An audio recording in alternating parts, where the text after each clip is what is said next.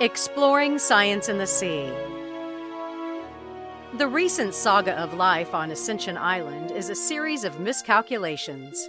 When the island was first settled in 1815, it was a haven for millions of birds. But colonists also brought rats, which overran the island. So the settlers brought in cats to eat the rats, which they did. But the rats and cats also ate the birds and their eggs. That decimated the birds, driving at least one species to extinction. But the cats were eliminated a decade ago, so the birds are coming back. Ascension is the tip of a 2-mile-high volcano. The small desert island is in the Atlantic Ocean, just south of the equator. It's 1,000 miles from Africa and 1,400 miles from South America. It's home to about 800 people.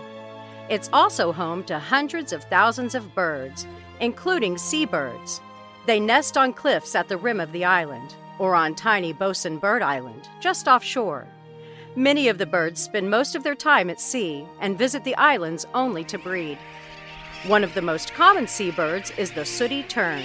It's also known as the Wideawake bird because it keeps people awake. It never shuts up. The local airport is named Wideawake Field because of it.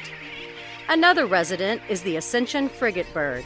It's large but lightweight, so it can soar for months without ever touching down. It's not especially pleasant, though. It sometimes feeds by forcing other birds to throw up.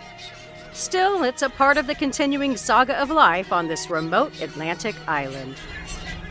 For the University of Texas Marine Science Institute, I'm Holly Brawley.